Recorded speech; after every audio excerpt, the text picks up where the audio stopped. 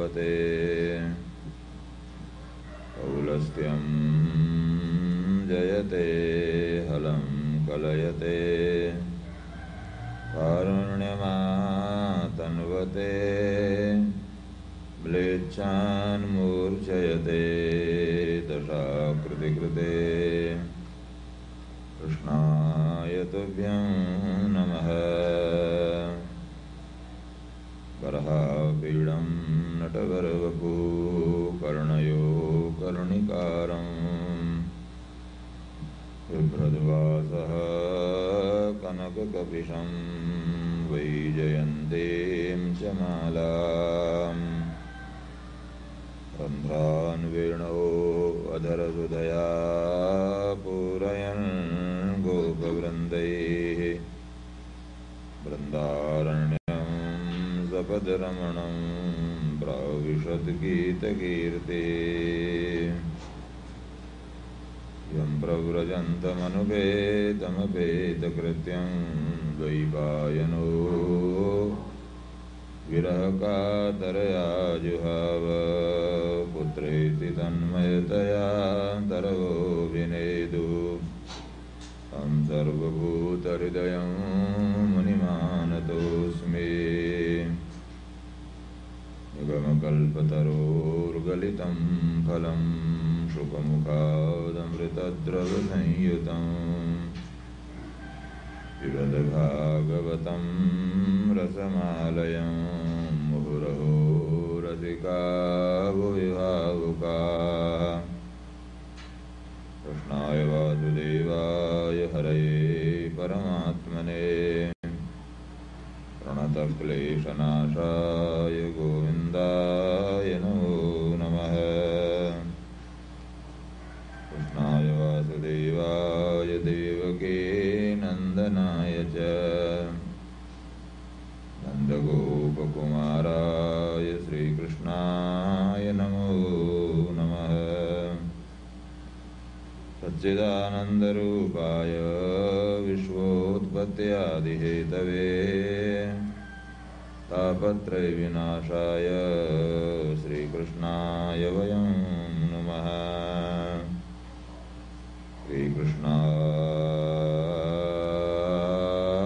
श्रीकृष्णाय वयं नमः।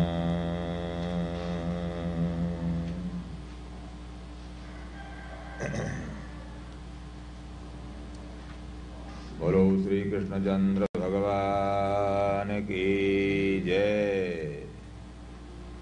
राजा रामचंद्र महाराज की जय।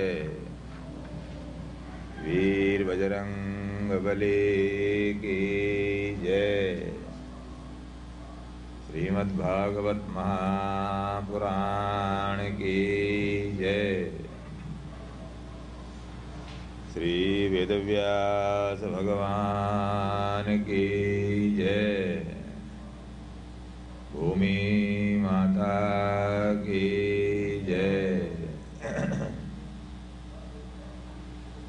गोविंद हरे गोपाल हरे गोविंद हरे गोपाल हरे। जय जय प्रभु दीन दयालु हरे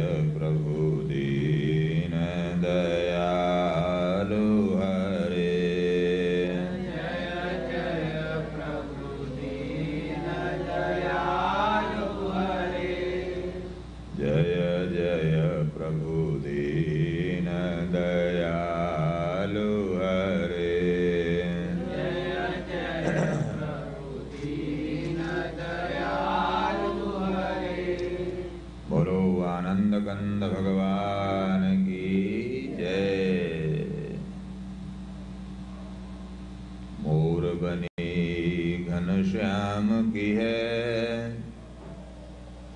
जग के मगसों मुख मोर के मीरा, छोड़ गई हो है पीताम्बर को, वर को बर बंधन छोड़ के मीरा।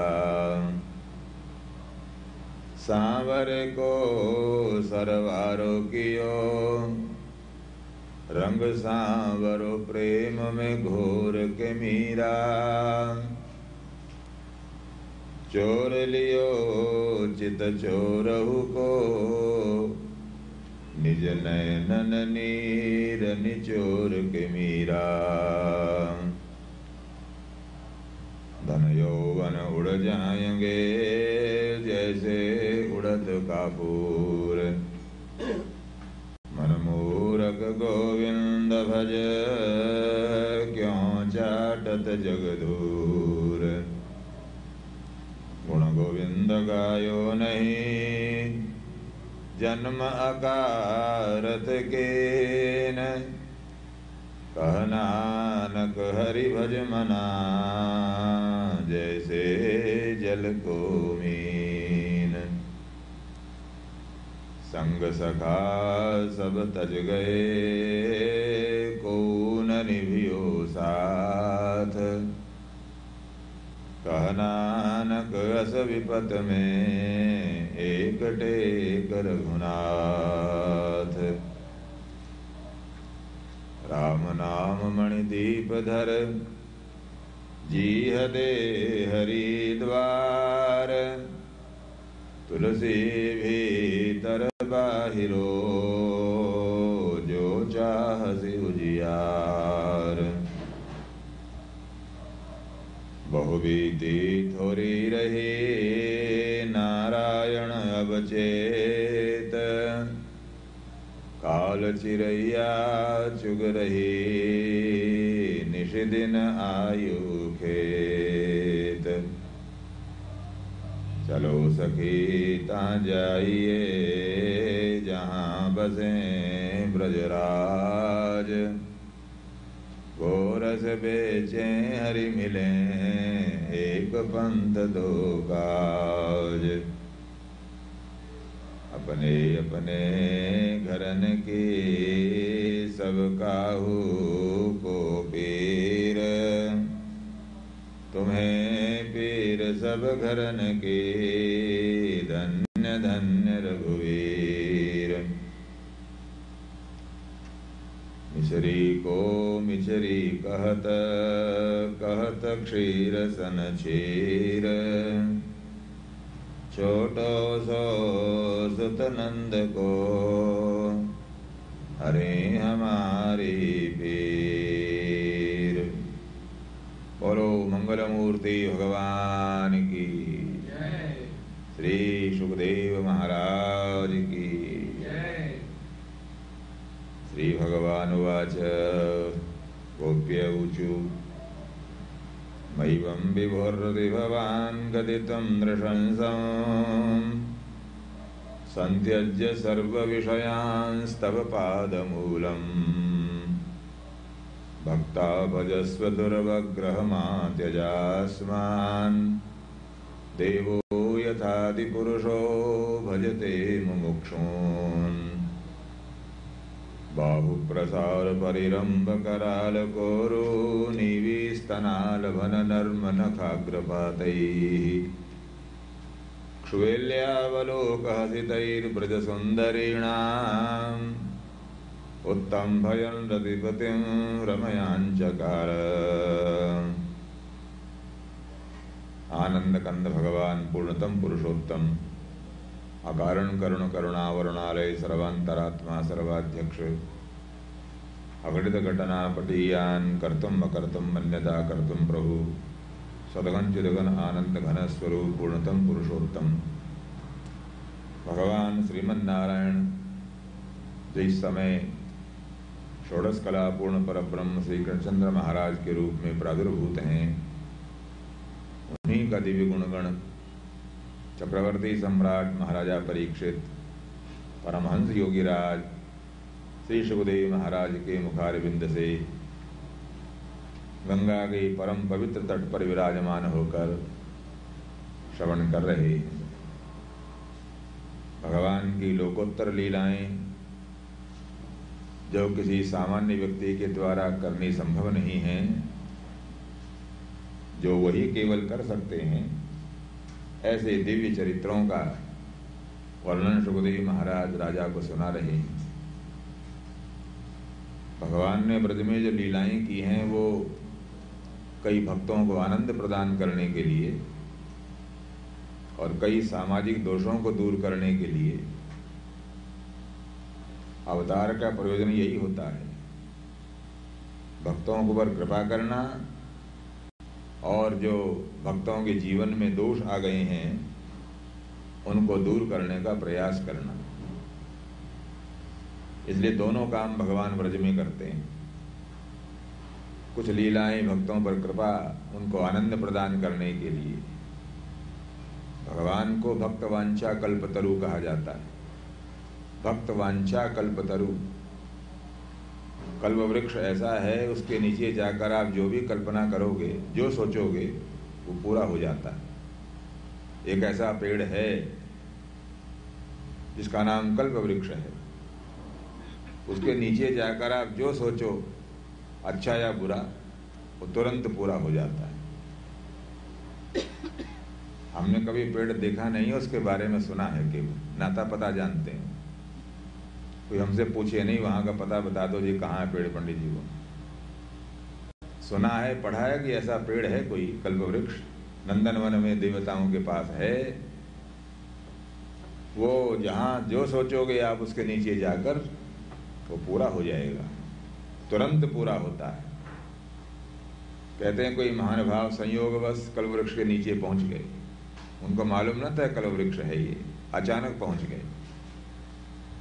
देखा बड़ा छायादार वृक्ष है, बड़े सुंदर सुगंधित पुष्प लगे हैं, ऐसे पत्तों वाला पेड़ हमने आज तक कोई देखा न था, इतना मोटा स्थूण है उसका, ऐसी सघन छाया है।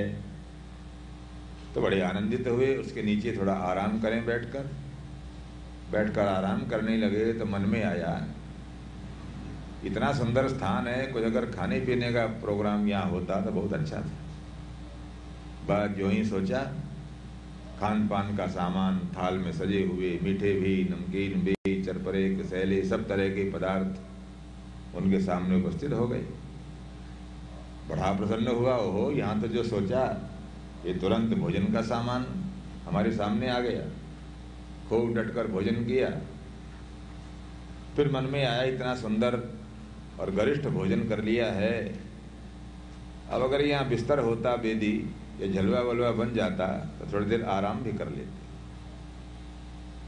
तो बस शानदार बिस्तर आ गया, बड़ा सुंदर मतरार, गुलगुल तकिया, चादर ओढ़ने को रेशमी सुंदर। बड़ा आश्चर्य हुआ उसको, मैं सोचता हूँ और तुरंत आ जाता है। आराम किया, घंटा 2 घंटा सोया, खूब स्वस्थ होकर के जब खड़ा हुआ 2 घंटा बाद फिर विचार आया घर जाऊंगा, यहाँ से लोग पूछेंगे तो मैं उनको कैसे बताऊंगा कैसा पेड़ था वो। इसलिए कुछ ऐसा संपत्ति अगर मिल जाए, रुपया पैसा धन दौलत हीरे जवाहरात मोती मुखराज कुछ मिल जाता तो मैं लेकर जाता, घर वालों को बताता मैं ऐसी जगह पहुंचा था। बस जो ही सोचा, संसार भर की संपत्ति, दुनिया के सब देशों की मुद्राएं उसके सामने उपस्थित हो गई। डॉलर भी, पाउंड भी, मार्क भी, यूरो भी, गिल्डर भी, सोना चांदी हीरे जवाहरात भी ढेर लग गया। उसके आनंद का ठिकाना नहीं, सब सामान बांध लिया। सोचा कोई बढ़िया ताश मिल जाता उसमें रख लेता, तो सुंदर ताश भी आ गया, पहिए वाला ताश, उठाना न पड़े, घसीट कर ले जाओ। सब सामान उसमें सेती करके रख लिया। जो ही चलने को था तो मन में आया कभी ऐसा न हो कि डाकू लुटेरे आ जाएं, सब सामान लूट कर ले जाएं। बस जो ही सोचा तो 5 साल गुंडे बदमाश लुटेरे आ गए और सब लूट लाट करके ले गए। इसलिए वहां जैसा सोचते हैं वैसा हो जाता है। वो कल्प वृक्ष है, ये नहीं सोचते कि इसने अच्छा सोचा कि बुरा अच्छा ही पूरा करो। तो शास्त्र बोलते हैं भगवान भी भक्तवंशा कल्पतरु हैं, परंतु पेड़ है जड़, उसको इतनी बुद्धि नहीं है मुझे क्या पूरा करना चाहिए क्या नहीं। ऑटोमेटिक मशीन की तरह वो काम कर देता, जो सोचो पूरा कर देता है। पर भगवान चूंकि समस्त प्राणियों के चैतन्य के अधिष्ठाता हैं, वो कल्पवृक्ष की तरह हमारी इच्छाओं को पूरा तो करते हैं, पर केवल उन्हीं इच्छाओं को पूरा करते हैं जो उचित हैं, योग्य हैं, भक्त के हित में हैं। ऊट पटांग कुछ भी सोच लेना उसको पूरा करने वाले नहीं। इसलिए इतना अंतर है केवल। तो भगवान भक्तों पर कृपा करने को भी लीलाएं करते हैं, कुछ भक्तों को आनंद देने को, और सामाजिक दोषों को दूर करने के निमित्त भी लीला करते हैं। जैसे ये माखन चोरी की लीला थी, वो ब्रज में माखन बेचने का रिवाज था। दूध दही मक्खन सब मथुरा में जाकर बेचा जाता था। घर वाले दूध, गाय पालने वाले मक्खन न खाते, बच्चों को न देते, उनके मुंह से छीनकर पैसे के लालच में मथुरा बेचा जाता था। उसको दूर करने के लिए भगवान ने माखन चोरी की लीला की। ये सब प्रसंग राज सुने। बहु लीलाएं वृंदावन धाम में हुई हैं, पर मुख्य मुख्य लीलाओं पर ध्यान आकृष्ट करते हैं। एक फोटो आज सबने देखा होगा, कई जगह देखते हैं, भगवान यमुना में स्नान करने वाली नग्न स्त्रियों के कपड़े उठाकर पेड़ पर बैठे हैं। चीर हरण लीला। स्नान करते गोपियों के भगवान ने कपड़े चुराए। ये चित्र भी देखते हैं आप, कथा भी प्रसिद्ध है ये। परंतु जो चित्र बनाया जाता है, कैलेंडर बनाने वाले जो फोटो बनाते हैं, उसमें बड़ी बड़ी उम्र की गोपियां बनाई जाती हैं, जो आकार प्रकार से मालूम पड़ते कई बच्चों की अम्मा होंगी। विवाह शादीशुदा बड़ी नवयुवती बनाते हैं। पर कथा ये नहीं है। कथा में कुछ और भाव है, कथा में कुछ और संकेत हैं। इसलिए कैलेंडर वाले बिना कथा को पढ़े और समझे फोटो बनाते हैं। इसलिए हम कहते हैं और कोई नरक में जाए न जाए, कैलेंडर बनाने वाले 16 आने नरकगामी हैं। वो कथा तो जानते नहीं, पर फोटो कुछ भी बना देते हैं। इसलिए कथा सुनो, क्या कथा है, क्यों भगवान ने लीला की। तो हेमंते प्रथमे मासे नंद ब्रज कुमारिका चेरुर्हविष्यं भुंजाना कात्यायन्यर्चन व्रतम्। हेमंते प्रथमे मासी, जब बहुत जाड़ा पड़ता है उसको हेमंत ऋतु बोलते हैं। भारतवर्ष में माघ और पौष का जो महीना है वो हेमंत ऋतु के अंतर्गत आता है। सर्वाधिक शीत, सर्वाधिक जाड़ा इन्हीं 2 महीनों में होता है भारत में। सुरनाम वालों को तो जाड़े से परिचय नहीं है, न कंबल की जरूरत है, न रजाई की जरूरत है, न स्वेटर की, न कोट की, कुछ नहीं। यहाँ तो मौसम ही नहीं है जाड़े का। पर भारतवर्ष के जो 2 मास हैं, दिवाली के बाद 1 महीना बीत जाए तो शरद, और फिर हेमंत ऋतु आती है। हेमंत सबसे भयंकर शीत का मौसम है। ठंडी हवा ऐसी चलती हैं कि बाहर निकलना कठिन हो जाता है। कभी कभी बादल भी हो जाता है, वर्षा हो जाती है तो जाड़ा और बढ़ जाता है। उस हेमंत ऋतु में ब्रज की कुछ कुमारी कन्याएं प्रातःकाल सूरज निकलने से पहले यमुना स्नान किया करती थीं और कात्यायनी दुर्गा का पूजन करती थीं। देवान्न खा करके रहती थीं, व्रत लिया हुआ था। देवान्न खाती माने फलाहार करके रहती, दुर्गा पूजन करती, मुंह अंधेरे सूरज निकलने से पहले इतने भयंकर शीत में यमुना स्नान करती। और संकल्प क्या था? हमारे को योग्य वर प्राप्त हो, हमारे को जीवन में योग्य वर मिले। क्योंकि कन्या का जो जीवन का उत्तरार्ध है वो विवाह के बाद शुरू होता है। आधा जीवन बीतता पिता के घर में और आधा जीवन बीतता पति के घर में। इसलिए पिता के घर में रहन सहन व्यवहार कुछ और तरह का होता है। पति घर में जाने के बाद नई दुनिया है, नए संबंधी हैं, नए रिश्तेदार हैं, नए व्यवहार हैं, नए कायदे कानून हैं। उन सबको समझना, उसके अनुसार अपने आप को ढालना। प्रकृति ने योग्यता स्त्री को ही दी है केवल। अगर इसका उल्टा होता, अर्थात कन्याएं लड़के को विवाह कर ले जाती अगर, और लड़के को कन्याएं घर में जाकर रहना पड़ता, तो पुरुष जल्दी एडजस्ट नहीं कर सकता। स्त्रियां प्रकृति ने सहनशील बनाई हैं। पिता के घर में बड़ा लाड चाव, बड़ा प्यार और बड़ा सम्मान, बड़ी इज्जत, और पति घर में जाने पर आवश्यक नहीं है सब कुछ मिले। इसलिए उस ऐसे वातावरण में अपने को ठीक रखना ये कन्या की ही केवल योग्यता है। तो व्रत लेती है, व्रत बताया शास्त्र में, योग्य वर मिले, अच्छा घर मिल जाए, अनुकूल वातावरण मिल जाए, इसके लिए व्रतोपदेश है। वो कन्याएं व्रत किया करती थी। श्रीमन्नारायण। व्रत करने वाली कौन थी?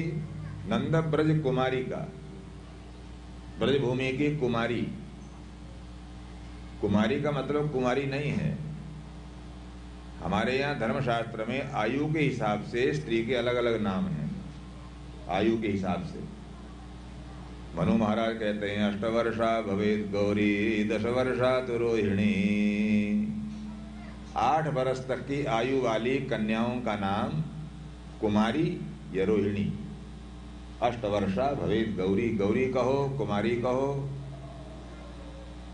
ये जो वहाँ दक्षिण भारत में जाते हैं, हम कन्याकुमारी, भारत का दक्षिणी किनारा सबसे अंतिम, वहाँ जो भगवती दुर्गा का मंदिर है, वो जब दुर्गा 8 वर्ष की थी, वो देवी वहाँ स्थापित है।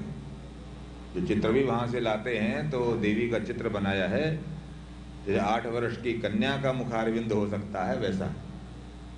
तो 8 वर्ष तक की उम्र वाली कन्याओं का नाम गौरी या कुमारी।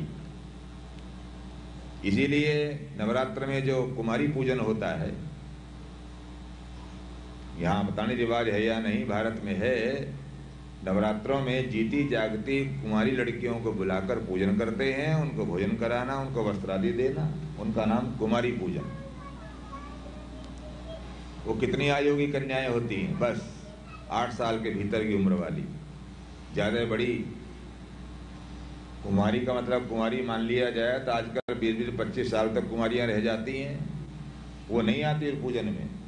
पूरे पूजन में 8 वर्ष से कम उम्र की कन्याओं को लाया जाता है।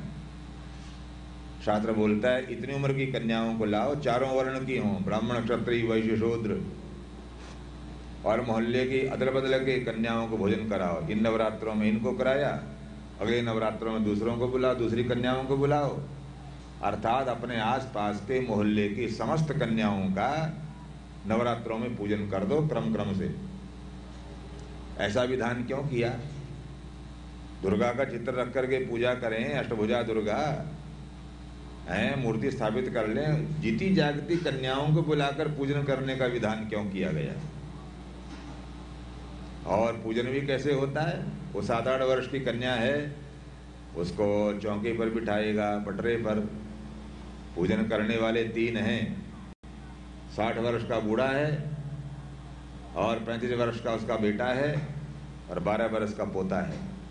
3 पीढ़ी पूजन करने बैठी तो 60 वर्ष का बाबा आजा, हाथ में फूल लेकर 8 वर्ष की कन्या के आगे हाथ जोड़कर प्रार्थना करता, हे माँ, हे जगदम्बा, मेरे ऊपर कृपा करना। माँ कहकर कन्या का पूजन करेगा। इसी तरह माँ बोलकर उसका 35 साल का बेटा उस कन्या का पूजन करेगा, और 12 वर्ष का पोता भी आजा की देखा देखी उस कन्या को माँ कहकर संबोधन करेगा, पूजन करेगा। इस विधान का क्या मतलब?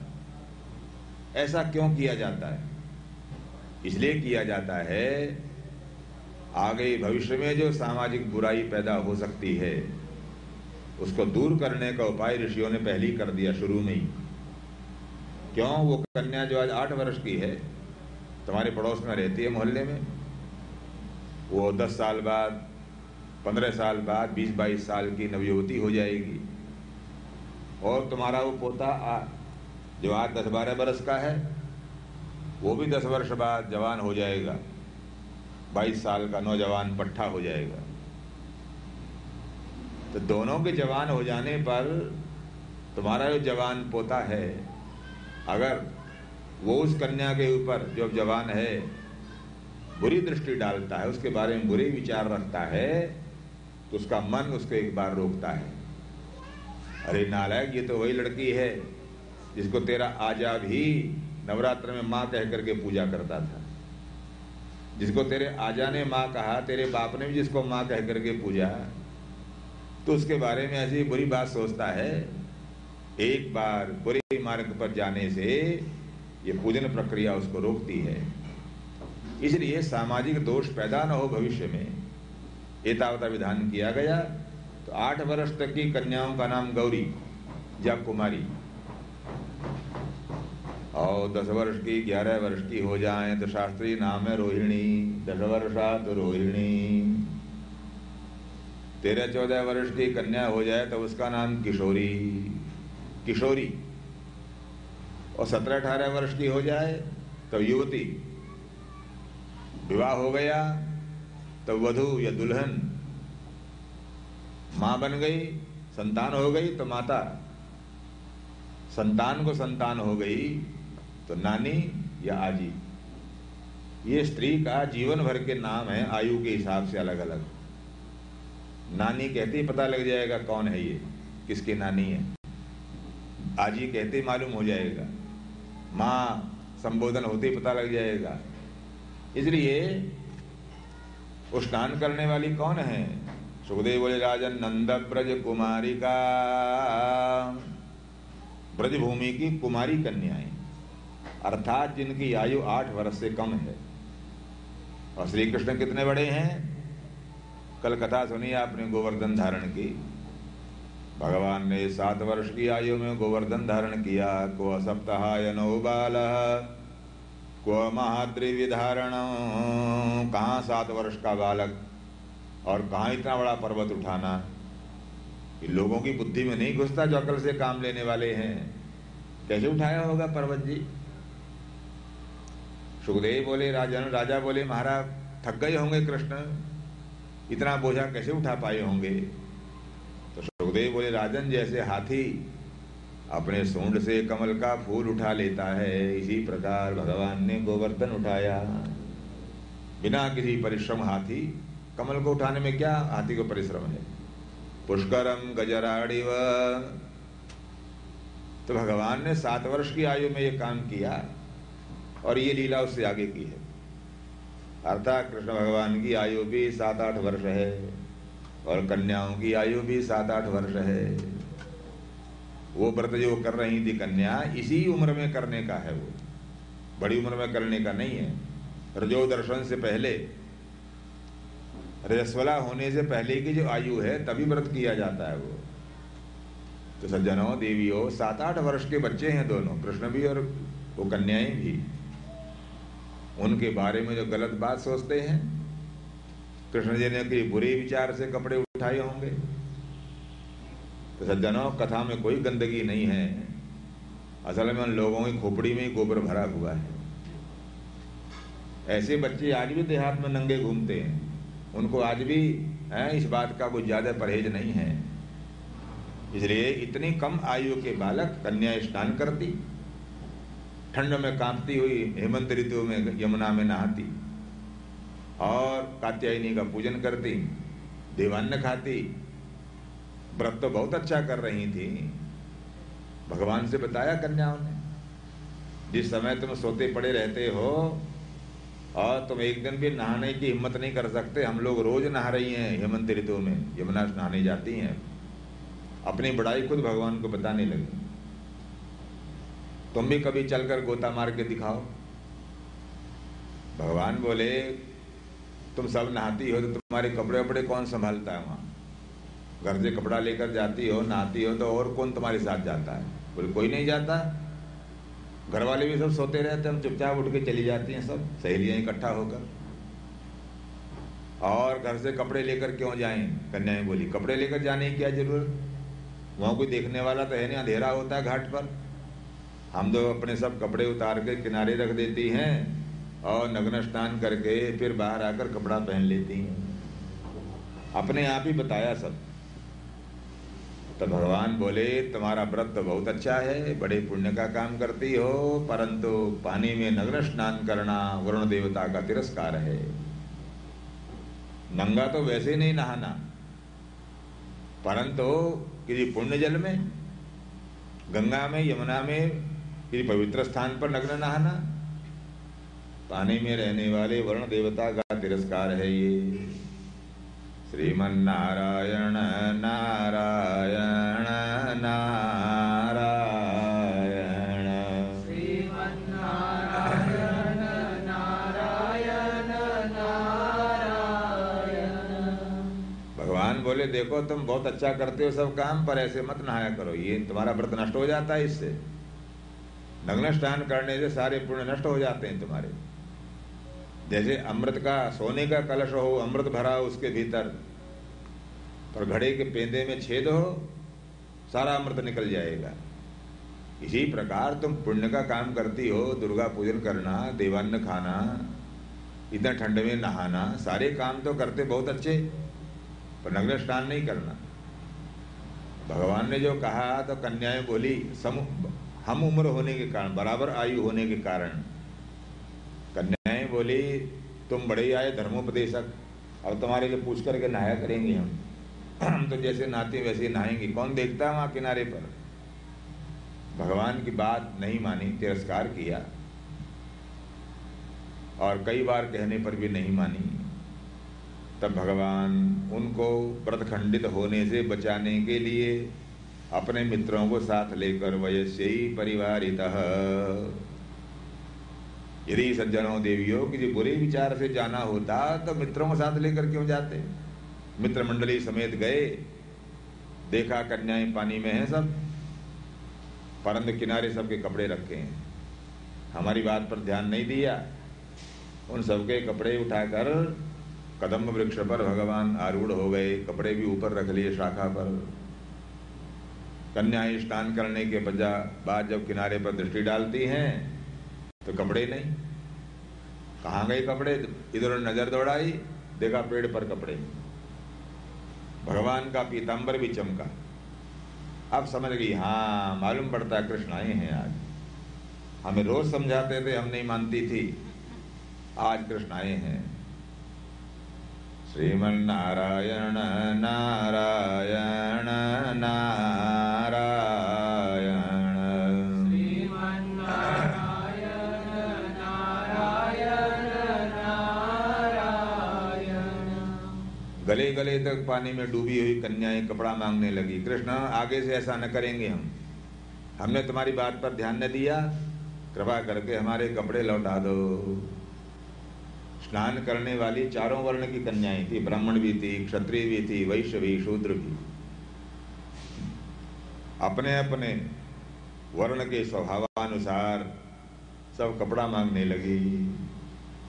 रात्रि जरा संकेत किया था हमने कि ब्राह्मण, क्षत्रिय, वैश्य, शूद्र, ये जो चार वर्ण हैं, कौन ब्राह्मण है, कौन क्षत्रिय है, कौन वैश्य, कौन शूद्र, इसका फैसला चार बातों से होता है।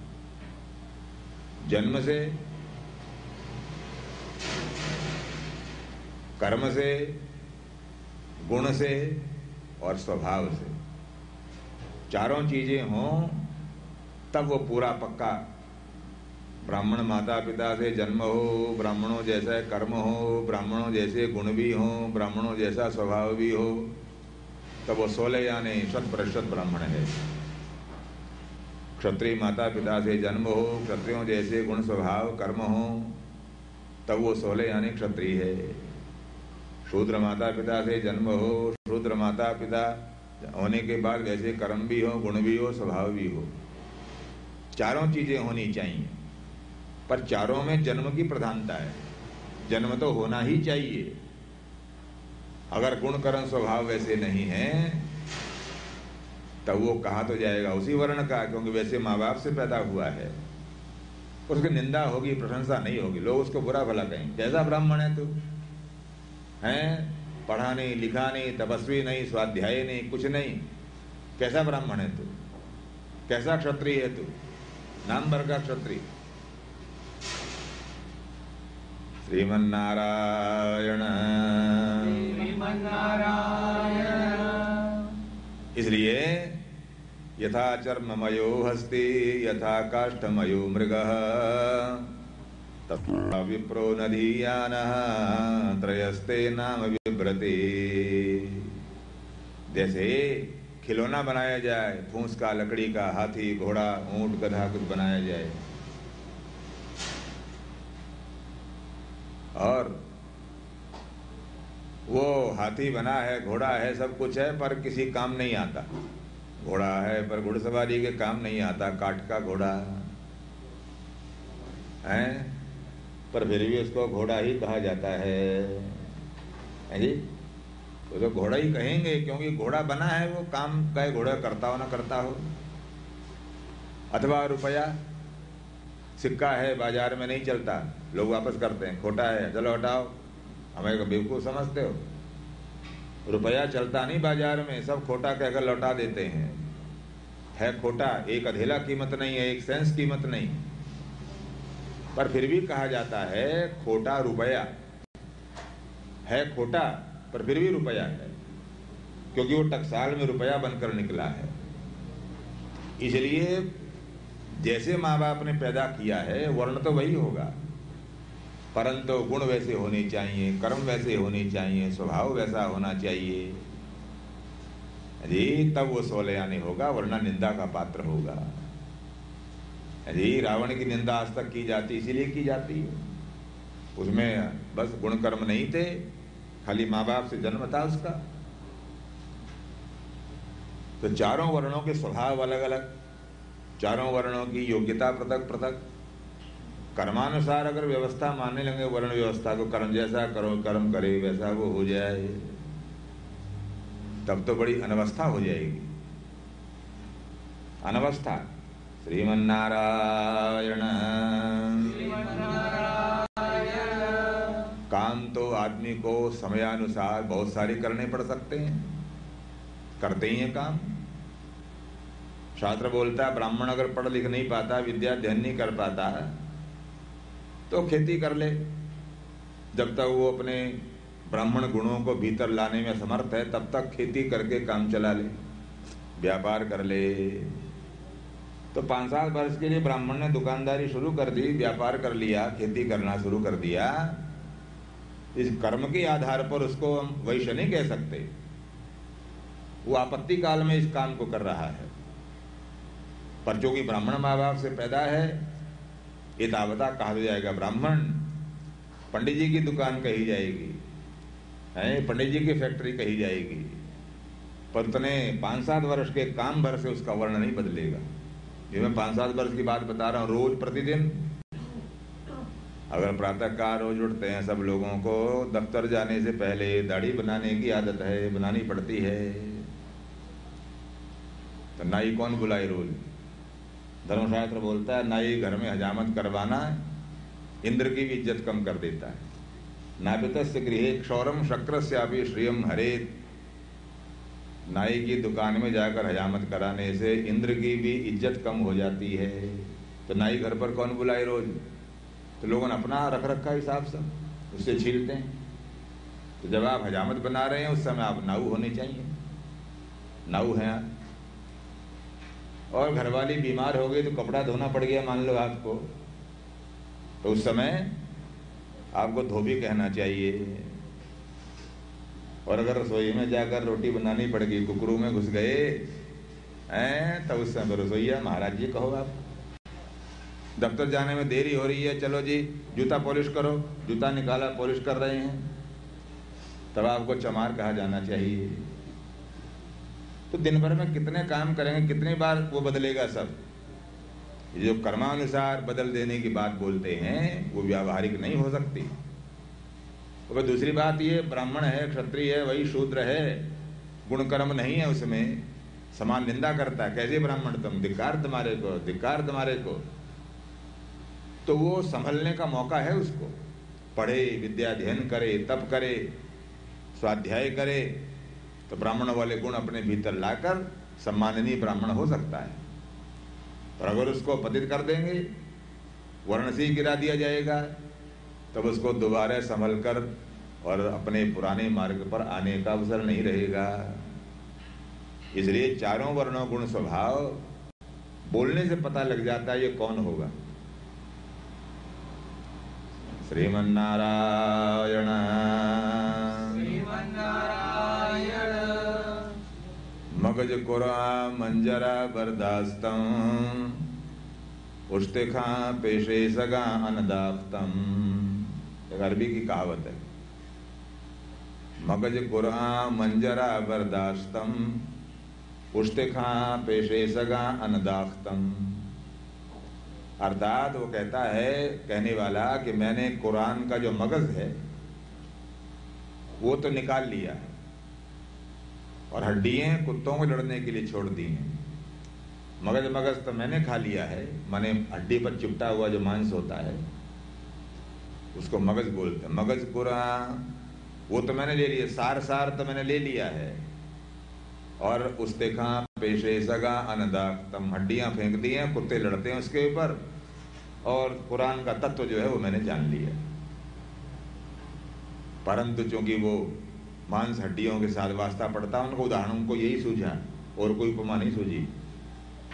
इसी बात को भगवती मीराबाई बोलती हैं।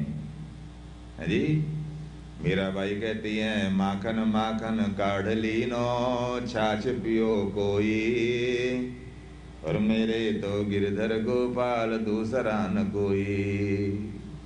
अर्थात माखन माखन मैंने निकाल लिया, छाछ बची है, कोई पियो। बात वही है, परंतु दूसरे ढंग से कही गई है। तो कहने वाला, उसका खान पान, रहन सहन, परिवेश, वातावरण क्या है, वो क्या काम करता है, उसको उदाहरण वही सूझेगा। महात्मा कबीरदास कपड़ा बुनते थे, चादर बनाते थे, इसलिए चादर कपड़े की बात कह के समझाते थे लोगों को। जी, झीनी रे झीनी चदरिया, शरीर को चादर बताया। और 9-10 मास बुनन में लागे, इस चादर को बुनने में 9-10 महीना लगे। माता के गर्भ में 9-10 महीने रहना पड़ता है। 9-10 मास बुनन में लागे। श्रीमन नारायण नारायण नारायण। नारायण नारायण नारायण। उनको उपमा यही सूझी। और फिर अमुक ने चादर ओढ़ी, अमुक ने चादर ओढ़ी, सबने मैली की नहीं चदरिया, पर दास कबीर जतन से ओढ़ी, ज्यों की त्यों धरी दीनी चदरिया। उनको चादर का उदाहरण सूझा, वो वही काम करते थे। मैं आपको एक कविता सुनाता हूं, बिना बताए पता लग जाएगा ये कहने वाले कौन हैं। एक सज्जन बोलते हैं, राम नाम लड्डू गोपाल नाम घी, और हरि का नाम मिश्री तो घोल घोल पी। ये कौन होंगे ये सज्जन? जो दूध दही का मिठाई बनाने का काम करने वाले हैं। वो ये उदाहरण देंगे, वो राम नाम लड्डू गोपाल नाम घी, और हरि का नाम मिश्री तो घोल घोल पी। एक दूसरे महानुभाव कहते हैं, राम नाम की कोठरी चंदन लगे किवाड़। कौन है ये? जो लकड़ी के दरवाजे बनाने का काम करते हैं, उनको यही उपमा सूझती है। इसलिए सबका माता पिता से प्राप्त स्वभाव होता है। वो यूं बाप बदल लेने से जी बात नहीं बनती है। वो पता लग जाता कौन है कहने वाला। इसलिए भाई, चारों वर्ण की कन्याएं हैं, ब्राह्मण क्षत्रिय वैश्य शूद्र, ठंड में पानी में कांप रही हैं, हाथ जोड़कर भगवान से बोलती हैं, श्याम सुंदर ते दास्य करवाम तवोदितम्, देहि वासांसि धर्मज्ञ नो चेदराज्ञे ब्रुवामहे। जो शूद्र कन्या है वो कहती हैं, श्याम सुंदर ते दास्य, हे श्याम सुंदर, हम तो तुम्हारी दासी हैं। सेवा भाव काम शूद्रों का बताया है, तो वो वही बात क्या, हम तुम्हारी दासी हैं, कपड़े लौटा दो हमारे, हम तुम्हारे हमेशा बात मानने वाली हैं। श्याम सुंदर ते दास्य। और जो वैश्य कन्या है, बनिए की बेटियां, वो कहती है करवाम तबोदितम। बनिया जब है, व्यापार दुकानदारी करने वाला जब फंस जाता है तब समझौता करता है। समझौता रास्ता तब अपनाता जब उसको नुकसान होता दिखता है। इसलिए कहता है, कहती है कन्याएं, हे कृष्ण, हम तो हमेशा तुम्हारी बात मानेंगी, अब जो कहोगे वही करेंगी, हमारे कपड़े लौटा दो। करवाम तवोदितम। समझौता भगवान से है, समझौता करने की बात कर रहे हैं। अब तक नहीं मानती थी, अब कह रही हैं करवाम तवोदितम। और ब्राह्मण कन्या बोली, देहि वासांस धर्मज्ञ। कृष्णा, तुम धर्म के जानने वाले हो, हमारे कपड़े वापस करो। और क्षत्रिय कन्याएं जो थी भगवान को डराने लगी, रोब जमाकर बोली, नोचेद राज्ञे ब्रुवामहे। या तो कपड़े लौटा दो वरना राजा कंस के पास तुम्हारी शिकायत करेंगी। भय दिखाने लगी। तो भगवान ने कहा, अच्छा आगे से ऐसा काम न करना, अब पानी से बाहर आओ, अपना अपना कपड़ा पहचान कर ले लो। सज्जनों, सब कन्याएं पानी से बाहर निकल आई। यदि कैलेंडर बनाने वालों की आयु होती, स्त्रियों की इतनी बड़ी बड़ी उम्र की होती, तो वो नग्न अवस्था में कभी भी परपुरुष के सामने किनारे पर न आती। कन्याओं का पानी से बाहर आ जाना उनके अबोध होने का सूचक है। उनको पता नहीं दुनियादारी अभी। इसलिए प्रोतेरु शीत कर्षिता, ठंड में कांपती सब पानी से बाहर आ गई। श्रीमन नारायण नारायण नारायण। श्रीमन नारायण नारायण नारायण। इसलिए एक व्रत को नष्ट होने से बचाने के निमित्त ये लीला की गई है। गोपांगनानां चदुकूल चौरम, अनेक जन्मार्जित पाप चौरम, चौराग्रगण्यं पुरुषम नमामि। ये कल कथा सुनी ब्रह्मा महाराज के मोह वाली, उस कथा के द्वारा ब्रह्मा का मोह दूर किया। ये बताने के लिए कि ब्रह्मा सबसे बड़े नहीं है, ब्रह्मा को भी अनुशासन में रखने वाला कोई है। और गोवर्धन कथा के द्वारा इंद्र का मान भंग किया। इंद्र अपने आप को सबसे बड़ा न माने और वही सबसे बड़ा नहीं है, एतावता। इस तरह सब देवताओं का मान भंग करते हुए भगवान अपने स्वरूप की प्रतिष्ठा कर रहे हैं। एक बड़ा भारी देवता बचा है केवल। ये वृंदावन लीला में अंतिम लीला है। इसके बाद भगवान मथुरा पधारेंगे। सारी लीलाओं को विस्तार से सुनाएं तो फिर आगे कथा न पहुंच पाएगी। इस और कथाओं का नाम सुनो केवल। सरोवर को, काली नाम के तह को शुद्ध करने के लिए भगवान जहाँ 5 फणों वाला सर्प रहता था, गेंद निकालने के बहाने उसमें कूदे और सर्प को नागपत्नियों समेत सरोवर से बाहर करके जलों को शुद्ध बनाया। ये काली दह लीला। इसी प्रकार वन में गोचारण करने जाते थे, जबकि पत्नियों को दर्शन देकर और ब्राह्मणों की आंखें खोलकर विधि में और भावना में क्या अंतर है समझाकर जबकि पत्नियों का उद्धार किया। तो ये सब सामान्य लीलाएं भगवान ने की। दुष्टों का संहार किया। अगासुर, बकासुर, धेनुकासुर, वत्सासुर, अरिष्टासुर, इन दैत्यों का संहार भी किया। मुंजवन में आग लग गई तो भगवान ने अग्नि का भी पान किया। अग्नि का मान मर्दन भी हुआ देवता का। अब एक देवता बचा है केवल, जो अपने सामने किसी को कुछ नहीं मानता, महाअभिमानी एक देवता है, कामदेव। कामदेव बचा है बस। श्रीमन नारायण भगवान कामदेव से कहते हैं, भाई अब और सबका निपटारा हो गया, तेरा और हमारा युद्ध होना है। अब तो या तो वैसी हार मान लो। ब्रह्मा झुक गए, वरुण भी, इंद्र भी झुक गए, सबने अपनी पराजय स्वीकार कर ली, तुम भी मान लो। कामदेव बोला, महाराज मैं इंद्र नहीं हूं, न मैं ब्रह्मा हूं, मेरे को आज तक कोई नहीं जीत पाया है। बड़े बड़े योगी मुनि मेरे को जीतने में सफल न हो पाए। भगवान मेरे से मत लड़ो, ऐसी फजीयत होगी कहीं मुंह दिखाने लायक न रहोगे। मेरे लिए युद्ध नहीं महाराज, हूं तो आपके चरणों का दास, पर मेरे से मत भिड़ो। विश्वामित्र पराशर प्रवृतया वातांब पर्णाशना तेपि स्त्री मुख पंकजं सुललितं दृष्ट्वैव मोहं गता।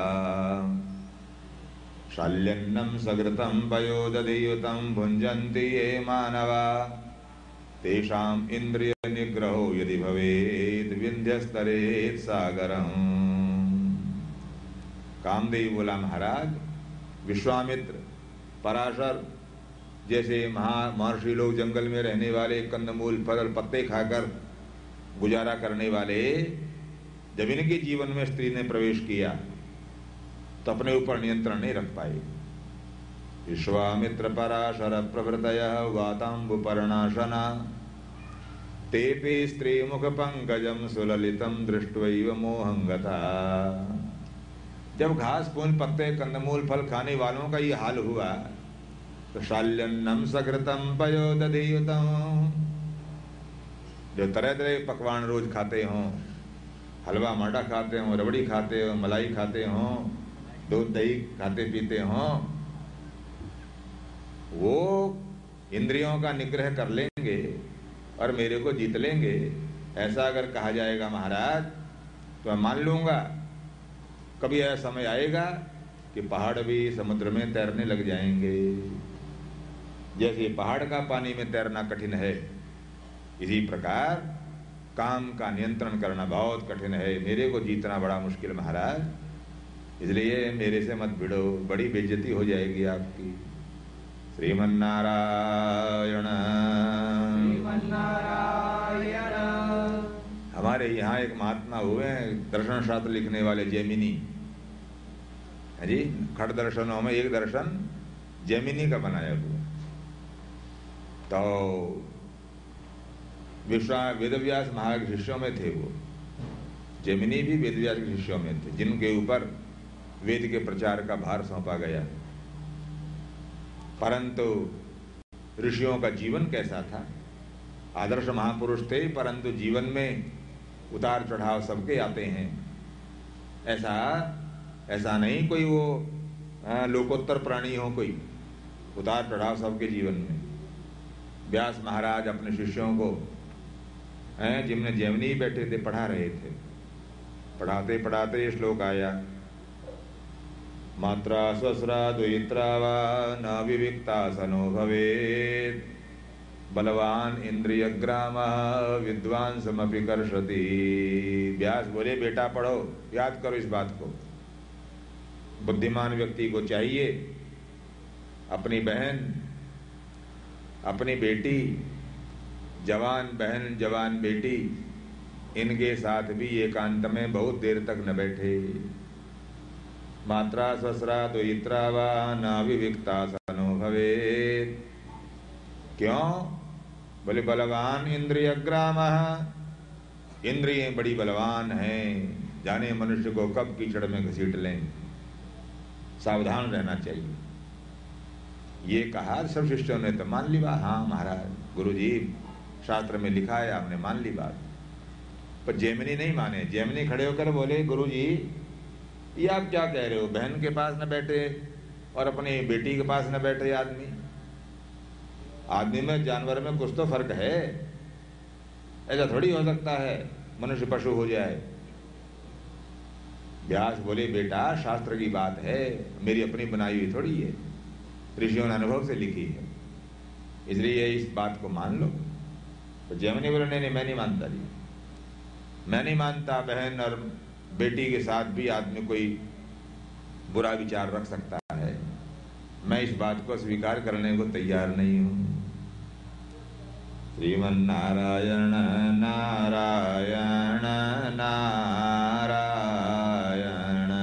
श्रीमन्नारायण नारायण नारायण। व्यास बोले, अच्छा अब सायंकाल हो गया, जाओ राम राम करो, संध्या वंदन करो, गायत्री जप करो, आगे पाठ कल पढ़ाया जाएगा। विद्यालय बंद कर दिया और सब ऋषि अपना अपना संध्या वंदन करने चले गए। जैमिनी भी एक नदी के किनारे संध्या वंदन करे और घाट की सीढ़ियों पर बैठकर गायत्री का जप करने लगे। अंधकार होने लगा, सूर्यास्त होने के बाद अंधेरा बढ़ने लगा। जप कर रहे हैं गायत्री का जैमिनी महाराज, अचानक उनके कान में सुबुक सुबुक कर रोने की आवाज आई। कोई रो रहा है आसपास। कौन रो रहा है? खड़े हुए ऊपर सीढ़ियां चढ़कर घाट के आए, देखा है पेड़ के नीचे माथे पर आंचल डाले हुए और लाल रंग की साड़ी पहने कोई नवयुवती स्त्री बैठी है, रो रही है। तो जैमिनी उस अकेली स्त्री को देखकर बोले, बेटी तू यहाँ जंगल में अकेली बैठी रो रही है, क्या हुआ, क्या बात है, क्यों रो रही है तू? रात होने वाली है, कहाँ तेरे को जाना है, कहाँ से तू आई है? वो स्त्री रोते रोते बोली, पिताजी मैं तो पति के घर से आ रही हूँ, पति मेरे मुझे लेकर के आए थे, अपने ससुराल जा रही थी महाराज। आधे रास्ते मेरे को प्यास मालूम पड़ी, मैंने अपने पति से कहा कहीं थोड़ा पानी लाओ पीने को। वो बहुत देर हो गई महाराज, पानी लेने गए पर लौट करके नहीं आए। मुझे मार्ग भी नहीं मालूम, कहाँ जाना है, कैसे जाना है और क्या क्या करूं, किससे पूछूं। वो लौट घंटों हो गए, बहुत देर से नहीं आए वो। तो जैमिनी बोले, बेटी आ जाएंगे, कहीं नदी तो पास में ही थी, पानी कहाँ लेने गए होंगे वो, पर तुम डरो मत, मैं वेद व्यास का शिष्य हूँ जैमिनी, पास में मेरी कुटिया है, चलो मेरी कुटिया में चलो, वहां बैठो। अब यहाँ अंधेरा हो गया, सायंकाल को जंगली जानवर सिंह व्याघ्र जंगल से निकल आते हैं, तुम्हारा यहाँ बैठना ठीक नहीं, मेरी कुटिया में आओ। कन्या को उठाकर कुटिया में ले आए और अंदर बिठाकर दरवाजा बंद करके बोले, मैं जाता हूँ संध्या वंदन करने, जब मेरा बाकी रह गया है। कुटिया की सांकल भीतर से बंद कर लो, तुम्हारे पति आएंगे तुम्हारे पास भेज दूंगा मैं, और रात भर सांकल मत खोलना। यहाँ भूत प्रेत बहुत घूमते हैं, तरह तरह का रूप बना कर आते हैं, और अगर मैं भी आऊं तो भी दरवाजा मत खोलना तुम। ये कहकर और द्वार बंद करवा के जैमिनी लौट करके फिर घाट पर आ गए, माला फेरने बैठे हैं। पर बस अब माला में मन नहीं लगता। अब वो घूंघट वाली लाल साड़ी वाली कन्या बार बार दिखाई पड़ती है। जैमिनी का मन कहता है, अरे नालायक, तुझे जिसको बेटी कह करके कुटिया में बिठाया, शरण दिया, उसके बारे में ऐसी बात सोचता है। तो मन को फिर लाते हैं गायत्री जप करने पर मन की आदत है, जहां से रोको वहां जरूर जाता है। बार बार फिर वही स्त्री दिखाई पड़ती है। जब में मन नहीं लगता, मन बोलता है, जैमिनी माला फेरते सारी उम्र होगी, फेंक माला। उसका पति जिंदा होता तब तक आ जाता, विधाता ने तेरे पास भेज दी है और तू बैठा माला फेर रहा है, चल कुटिया में। मन को फिर सावधान करते हैं, परंतु मन नहीं मानता। अब तो नारद जी वाला हाल हो गया, जब तप कछु न हो ये यही काला, अरे हे विधि मिलई कवन विधि बाला। अब माला में मन नहीं लगता है, अब तो वो है स्त्री दिखाई पड़ती है, जब नहीं रहा गया और मन नहीं मानता है, बार बार प्रबोधन किया पर नहीं माना जब मन, अंधेरा बढ़ गया, रात गहराने लगी। माला वाला रखकर जैमिनी खड़े हुए और कुटिया पर आकर आवाज लगाने लगे, दरवाजा खोलो। अब बेटी बेटी नहीं बोलते, दरवाजा खोलो। कन्या भीतर से बोली, कौन है? मेरे पिता जैमिनी मुझे मना करके गए हैं, रात को दरवाजा मत खोलना। जैमिनी बोले, मैं ही हूं, मैं ही तुम्हें मना करके गया था। अंदर से मुझे वस्त्र लेने हैं, सवेरे स्नान करना 4 बजे, कमंडलो मेरा भीतर है, अपने वस्त्र और कमंडलो ले लो, बस फिर तुम बंद कर लेना। कन्या बोले, ना ना, मेरे पिता जैमिनी समझा कर गए हैं, रात को यहाँ बहुत भूत घूमते हैं, तुम तो कोई भूत मालूम पड़ते हो। जैमिनी ने सुना तो मन में हुआ, ठीक कह रही है, हम आदमी थोड़ी हूँ, मेरे ऊपर भूत सवार है, अब तो ठीक कह रहे तुम भूत हो। पर बोली, मैं दरवाजा न खोलूंगी सवेरा होने तक। सवेरे जब मेरे पिता आएंगे तभी दरवाजा खोलूंगी।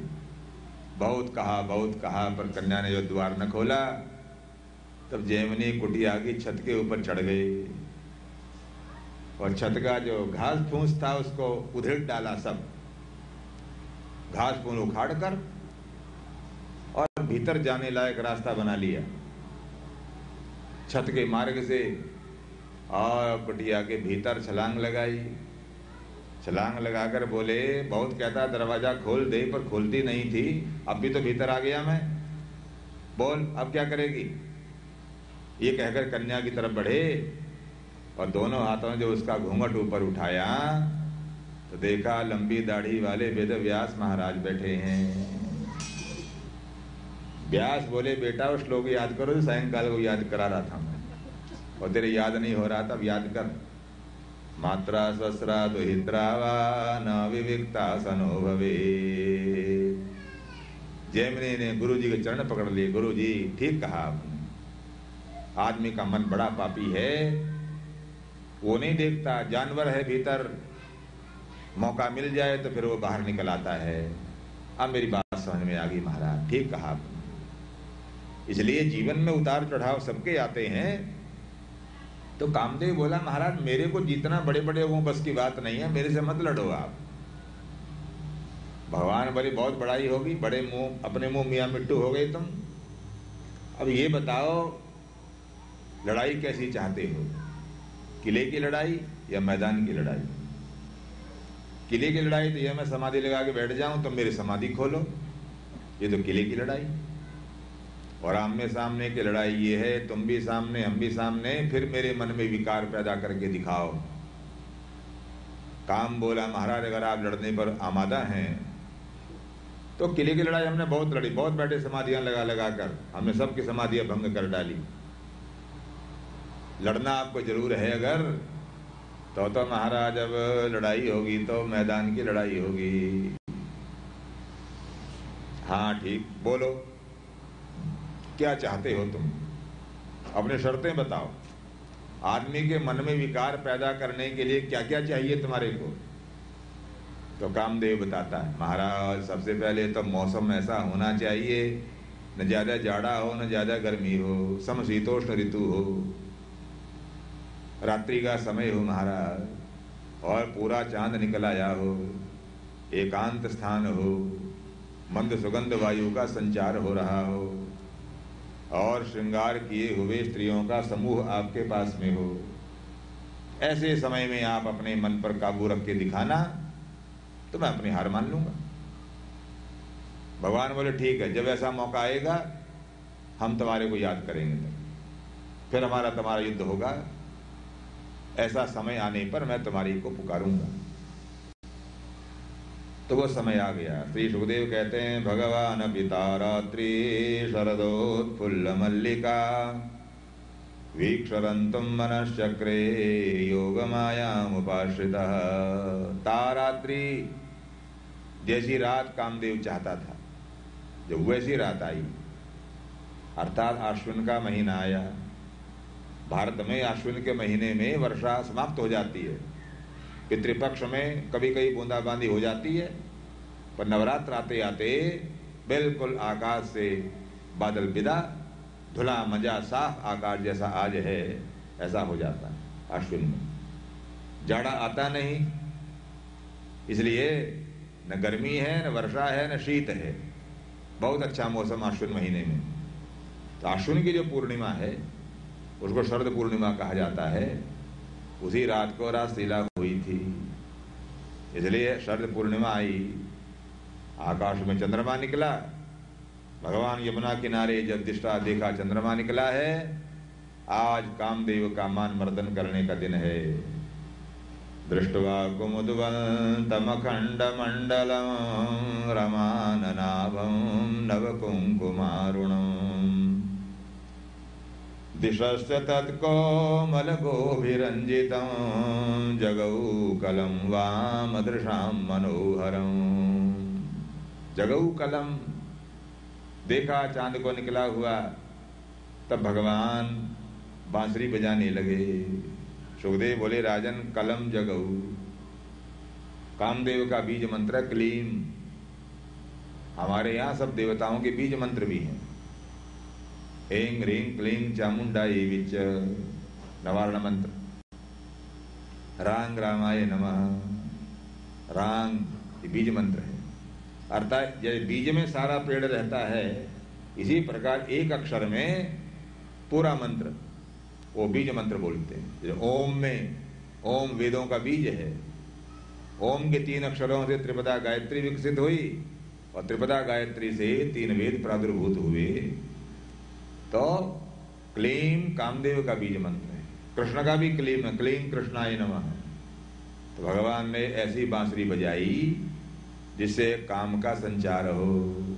कामदेव जागे जिससे जगऊ कलम वामदृशाम मनोहरम। सज्जनों देवियों, हमारे यहाँ संगीत पूरा शास्त्र है। जिसको आजकल बोलते हैं ना पॉप संगीत, हा हू ही ढम ढम फम फम, ये है पॉप संगीत। इतना शोर गुल हल्ला गुल्ला, हाथ पैर पटकने, ये नहीं। संगीत तो एक क्या नाम शास्त्र है पूरा, विराग उत्पन्न करने वाला। राग जो है, राग, उससे विराग पैदा होता है। हर समय के अलग अलग राग हैं। प्रातः काल कौन सा राग गाया जाए? भैरवी, सदा सुहागिन भैरवी। भैरवी राग 24 घंटे में कभी भी गाया जा सकता है। इसलिए संगीत का प्रभाव वातावरण पर होता है। नारद जी बोलते नारद पुराण में, पशुर्वेत्ते शिशुर्वेत्ते वेत्ति राग रसं फणी। संगीत के प्रभाव को अनुभव करने के लिए संगीत का जानकार होना जरूरी नहीं है। बढ़िया संगीत बजेगा तो जानकार नहीं है उसको भी आनंद आएगा। पशु भी संगीत के प्रभाव का अनुभव करता। पशु, मृग, बांसुरी सुनाओ, भागता भागता मृग रुक जाता है। और वेत्ति राग रसं फणी, सांप के आगे बीन बजाओ तो फण फैलाकर यों मुंडी हिलाता हिलाता सुनने लगता है। सर्प पर भी है प्रभाव है संगीत का। शिशु जो पाखाना पेशाब करना नहीं जानता बालक, दुधमुहा बालक, संगीत के प्रभाव को वो भी अनुभव करता है।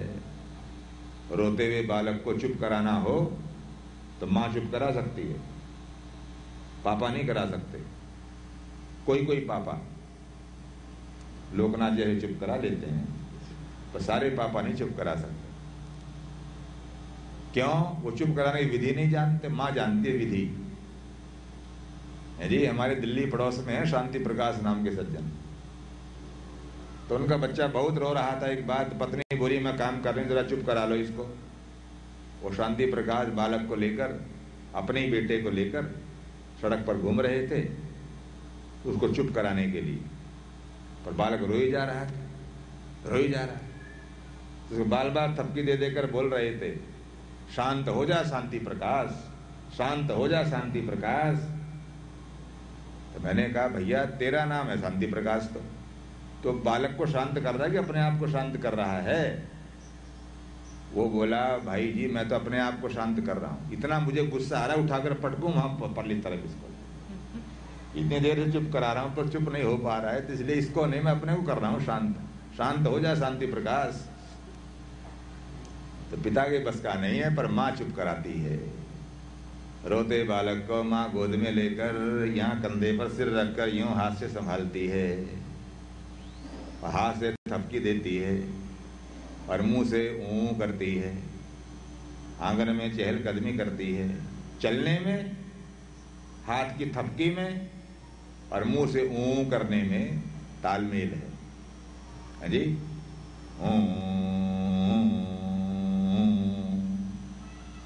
जो 2 मिनट किया तो बालक चुप हो जाता है। क्यों? बालक को तीनों चीजें मिल गई। माता की गति में चलने से गति का सुख मिला, और थपकी में ताल का सुख मिला, और ऊं में स्वर का सुख मिला।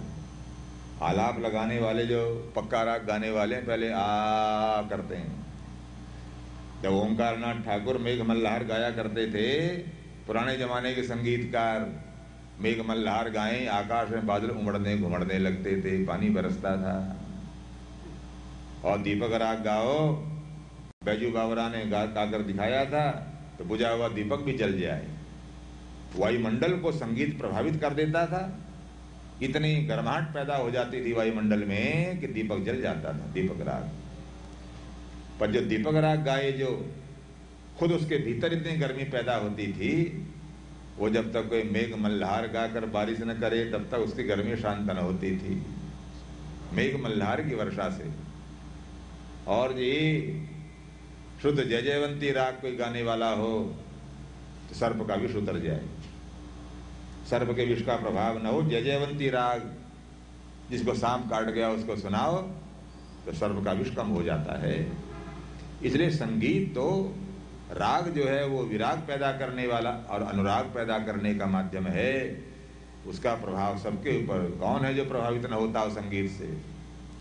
श्रीमन्नारायण। तानसेन थे राजा, अकबर के दरबार में रोज संगीत सुनाकर राजा को जगाया करते थे। उनके गुरु थे स्वामी हरिदास महाराज, वृंदावन धाम में रहते थे हरिदास। तो अकबर ने एक बार कहा, तानसेन तुम्हारा संगीत सुनते सारी उम्र हो गई, कभी अपने गुरुजी का संगीत सुनाओ। तो तानसेन बोले, महाराज मेरे गुरुजी दरबार में नहीं आएंगे, आपको वहीं जाना पड़ेगा उनकी कुटिया पर, वो नहीं आएंगे यहाँ। अकबर बोले चलो वहीं चलेंगे, कोई बात नहीं।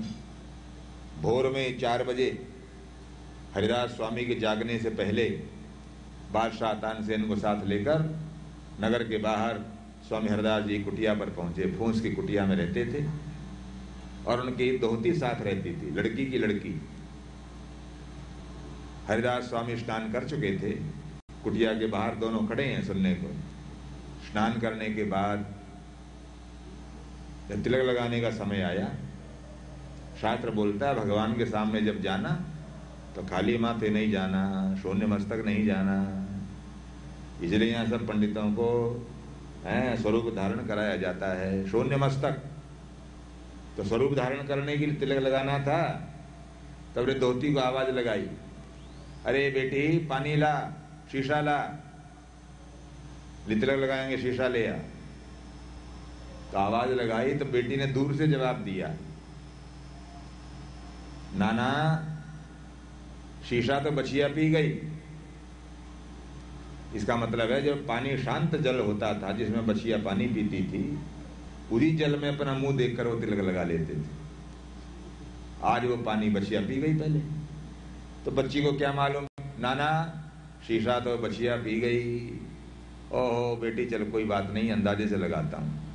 इस अंगुली से अंदाजे से माथे पर तिलक लगाया और स्वरूप धारण करने के बाद तब गाना प्रारंभ किया, आलाप लेना शुरू किया। केवल तो बादशाह अकबर कुटिया के बाहर खड़े खड़े आलाप सुनकर ही झूमने लगे, आनंद में गदगद होकर बोले, तानसेन तुम्हारा संगीत सुनते सारी उम्र हो गई, पर ऐसा आनंद हमें कभी नहीं आया जैसा आज मुझे आनंद आ रहा है। तो तानसेन बोले, हुजूर मेरे और मेरे गुरुजी दोनों के गाने में फर्क है। मैं जो गाता हूं वो आपको खुश करने के लिए गाता हूं, और मेरे गुरुजी जो गा रहे हैं वो भगवान को खुश करने के लिए गा रहे हैं। दोनों के गाने का लक्ष्य अलग अलग है, इसलिए आनंद तो आएगा ही जरूर। गुरुजी का लक्ष्य कुछ और है, मेरा लक्ष्य कुछ और है। तो ज्यों ही भगवान ने क्लीम कामदेव का बीज मंत्र बजाया तो उसका वही प्रभाव हुआ, काम का संचार हुआ। अनिशम्य गीतम तदनंग वर्धनम ब्रज स्त्रिय कृष्ण गृहीत मानसा आजगमुरन्योन्यमलक्षितोद्यमा सयत्र कांतो जगलोल कुंडला। जो ही ब्रज में संगीत की पुकार पहुंची, गोपियां जिस काम में लगी हैं अब उनका काम में चित्त नहीं है। भगवान की बांसुरी के स्वर ने जो आकर्षण पैदा किया, जल्दी जल्दी कृष्ण के पास पहुंचने के लिए व्याकुल हैं। घर में जो भोजन बना रही है अब रोटी बनाने में उसका मन नहीं है, जो तवे पर रोटी पड़ी है उसको पलटना भूल गई, और जो आग में डाल रखी है उसको निकालना भूल गई है।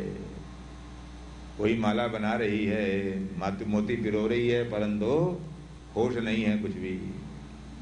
एक गोपी गाय का दूध दोहने के लिए चली, बर्तन हाथ में है और दूध दोहने को चली है, पर मन तो वहां नहीं है, मन है कृष्ण के पास। तो गाय दोहने के लिए जा रही थी और बर्तन लेकर बैल के नीचे बैठ गई। एक दूसरी गोपी को देखा, उसका ससुर बोला, बेटी मेरे को भोजन दे दे और बैल को चारा डाल दे, भूसा डाल दे बैल को। दो काम बताए, मेरे को भोजन दे दे और बैल को भूसा दे दे। गोपी ने दोनों काम किए, परंतु भोजन दे दिया बैल को और भूसा दे दिया ससुर को।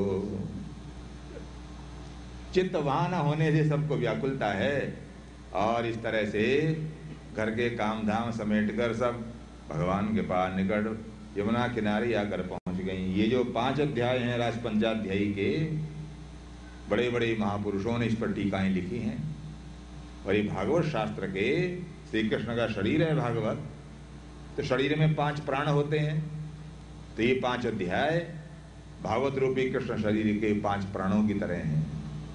श्रीधर स्वामी ने, श्री वल्लभाचार्य स्वामी ने और अनेक वंशीधर महाराज ने जो दिव्य भाव प्रकट किए हैं, क्या तात्पर्य हैं, उन सबको पढ़ने में आनंद आता है, पर समय चाहिए, और सुनाने में भी आनंद आता है, परंतु समय होना। सबका सार सुना रहे हैं, केवल सब गोपांगना इकट्ठी हुई आकर। जो देखा सबको आया हुआ, तो भगवान बोले, सुनो, ये भले घर की स्त्रियों का काम नहीं है यूं घर छोड़कर रात को घर से बाहर चले जाना, जाओ अपने अपने घर वापस चली जाओ। ये कठोर वचन जो कहा, तो सब स्त्रियां और गोपियां बोली, महाराज ऐसा न कहो आप। मैवं विभोरति भवान गदितुं दृशंसं संत्यज्य सर्व विषयान तव पादमूलम। हम तो महाराज संसार के सब विषयों का परित्याग करके तुम्हारी शरण में आई हैं, सबको छोड़कर तो तुम्हारे पास आई। अब आप भी तिरस्कार करोगे तो फिर कहां जाएंगे महाराज। सब कुछ छोड़कर भगवान के पास जाना बहुत कठिन है। गोपियां बोलती, हमने सब कुछ परित्याग कर दिया, घर भी छोड़ दिया, परिवार भी छोड़ दिया, और लोग क्या कहेंगे ये चिंता भी छोड़ दी। हम संसार में बहुत सारे काम केवल इसलिए नहीं कर पाते कि लोग क्या कहेंगे। लोग क्या कहेंगे जी, अगर हम ये काम करें तो लोग क्या कहेंगे। लोगों के कहने के डर में हमने बहुत सारे अच्छे काम करने में संकोच होता है। तो सज्जनों देवियों, लोगों का तो स्वभाव है कहना, तुम कुछ भी करो वो जरूर कहेंगे कुछ न कुछ, कहीं बिना लोग मानते नहीं। श्रीमन नारायण नारायण नारायण, श्रीमन नारायण नारायण नारायण। महाराज अब आप न ठुकराओ, हम सबको छोड़कर तो आपके पास आई हैं, आप भी हमें ठुकरा दोगे फिर कहाँ जाएंगे हम। अच्छा, इतना पक्का निर्णय करके आई हो तब रहो। जो ही भगवान ने वहां रुकने का निर्देश दिया, तो गोपियों के मन में अभिमान पैदा हुआ, कृष्ण तो हमारे वश में हो गए, जो हमने कहा इन्होंने मान लिया। अभिमान पैदा हुआ। जो ही अभिमान पैदा हुआ, बस भगवान सब कुछ सहन कर सकते हैं, अभिमान सहन नहीं करते। बस गोपियों का अभिमान हुआ तो भगवान एक गोपी को साथ लेकर और सबको छोड़कर अंतर्धान हो गए। किसको साथ लिया उसका यह नाम नहीं है, संकेत है केवल। बहुत से लोग बोलते हैं भागवत में राधा जी का नाम नहीं है, पर यहाँ राधा जी हैं, नाम है यहाँ। सुखदेव बोले, राजा नाम क्यों नहीं लेते सुखदेव जी। राधा जी को सुखदेव महाराज अपना गुरु मानते, गुरु के समान मानते हैं। जैसा आदर गुरु का, संसार में भक्त कैसा होना ये राधा जी से सीखो, कल कथा आएगी उनकी। इसीलिए भगवान के साथ उनका नाम जुड़ गया। विवाह तो हुए भगवान के 16,108, पर किसी रानी का नाम भगवान के साथ नहीं जुड़ता। न रुक्मिणी कृष्ण, न जाम्बावती कृष्ण, न लक्ष्मणा कृष्ण, कोई नहीं। राधा कृष्ण, राधा कृष्ण का नाम जुड़ता है। बोलो राधा कृष्ण भगवान के।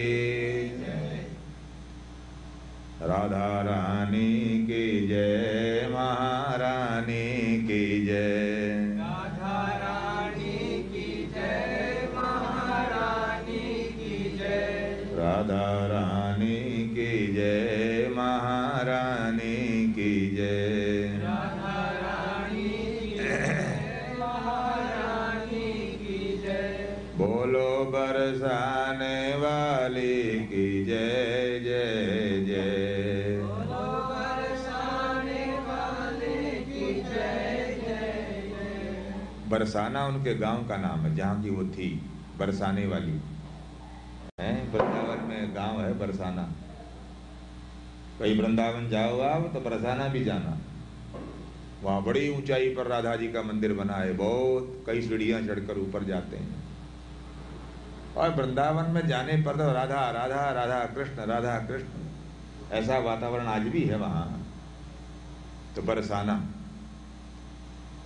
बोलो बरसाने वाली की जय जय जय। बोलो बरसाने वाले की जय जय जय। राधा रानी की जय, महारानी की जय।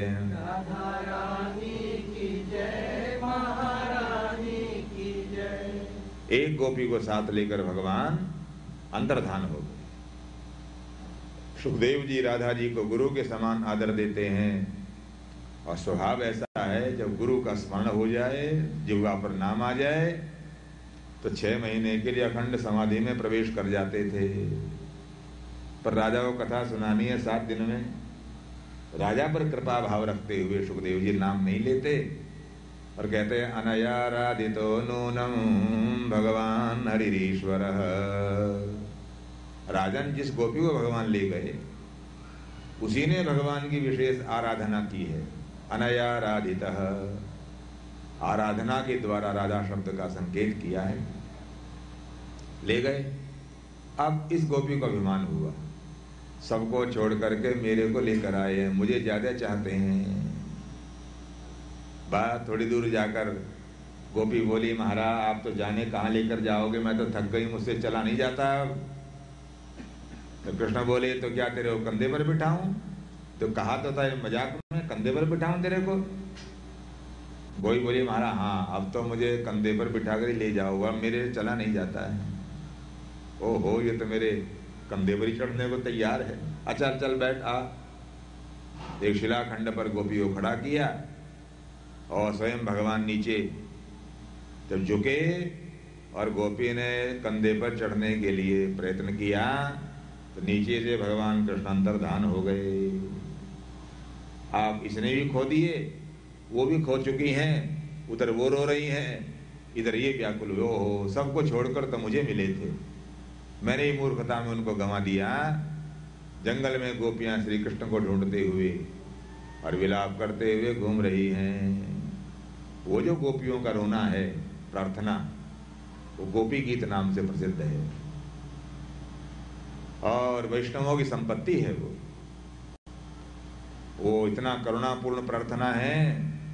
और भाई छंद भी ऐसा व्यास जी ने छांटा और अलंकार भी ऐसे लगाए कि क्या कहना है। जयति तेदिकं जन्मना ब्रज श्रयत इंदिरा शश्वदत्रहि दयित दृश्यतां दिक्षुतावका त्वयि धृता सवः त्वां विचिन्वते।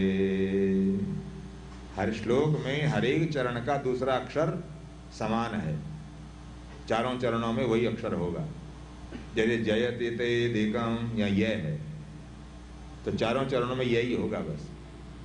जयति तेदिकं जन्मना ब्रज श्रयत इंदिरा शश्वदत्रहि दयित दृश्यतां दिक्षुतावका त्वयि धृता सवः त्वां विचिन्वते।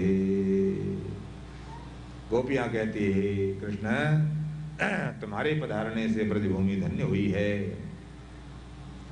यूं तो ब्रज सौभाग्यशाली स्थान है, पर तुम्हारे आने से तो उसके सौभाग्य में 4 चांद लग गए थे जी। अब हम जान गई हैं आप केवल गोपी के पुत्र नहीं हो।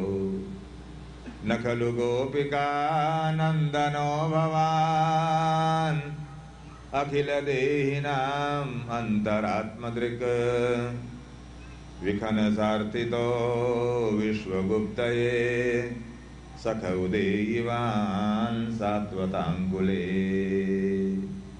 आप केवल गोपी के पुत्र नहीं हो, आप तो देवताओं की प्रार्थना पर और धराधाम पर अवतरित हुए हो, सब पर कृपा करने को। तव कथामृतं तप्त जीवनं कविभिरीडितं कल्मषापहम् श्रवणमंगलं श्रीमदाततं भुवि गृह्णन्ति ते भूरिदा जना। कृष्ण, अब तो तुम्हारी कथा ही हमारे लिए आधार है। कथामृत का पान करने पर जीवन का ताप सब नष्ट हो जाता है। कानों के लिए उससे बढ़कर मंगलदायी और कोई चीज नहीं है। श्रवण मंगलम। इसलिए भगवान श्री कृष्ण पधारो आओ महाराज। यदि आपको अपने वियोग में हमें यूं ही मारना था तो आपने ब्रज में हमारी बारंबार आपत्तियों से रक्षा क्यों की? मुंजवर में आग लगी थी, आग में जलकर हमें मर जाने देते। काली नाग के द्वारा जहरीले पानी को पीकर हमें मर जाना था तो मर जाने देते, क्यों बचाया हमें? यदि इसी तरह अपने वियोग में मारना था अभी तक क्यों हमारी रक्षा की? इसे महाराज कृपा करके पधारो, दर्शन दो। यत्ते सुजात चरणाम्बुरुहं स्तनेषु धीराशनैः दधीमहि कर्कशेषु। आप अपने सुकोमल चरणों के द्वारा इस जंगल में कहाँ भटक रहे हो? हे स्वामी, हमें आकर दर्शन दीजिए। रो रो करके जब वो इस तरह दीन होकर, आंसू बहाकर और व्याकुल होकर प्रार्थना कर रही थी, आचार्य कहते हैं हृदय को साफ करने के लिए, धोने के लिए आंसू से बढ़कर कोई उत्तम जल नहीं है। कपड़ा धोना हो तो साधारण जल चाहिए, खारे पानी में कपड़ा साफ नहीं होता है। अगर समुद्र के पानी में कपड़ा धो तो साफ नहीं होगा, मीठा पानी चाहिए। और हृदय को धोना हो तब तो आंसू चाहिए। आंसू से हृदय धुलता है। हृदय को स्वच्छ बनाने के लिए आंसू से बढ़कर और कोई माध्यम नहीं। इसलिए गोपियां भगवान के वियोग में आंसू बहा बहा कर जब रो रही हैं तो तासाम आविर्भूषौरी स्मयमान मुखाम्बुजः पीतांबरधर स्रग्वी साक्षात मनमथ मनमथः।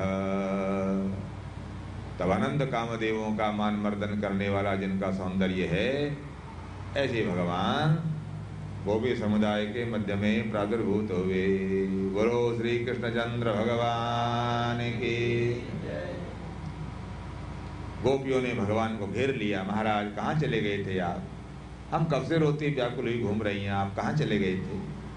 चारों तरफ घेर लिया। और तब भगवान कहते, अच्छा तुम बहुत देर रोई हो, हमारे वापस आ जाने की खुशी में आओ आओ, महारास होता है। महारास की तैयारी होने लगी। भगवान कामदेव से बोले, भाई देख लो, तुमने जैसी रात चाहिए थी वैसी रात है। चांद निकला हुआ है, चांदनी फैली हुई है, मौसम भी शीतोष्ण है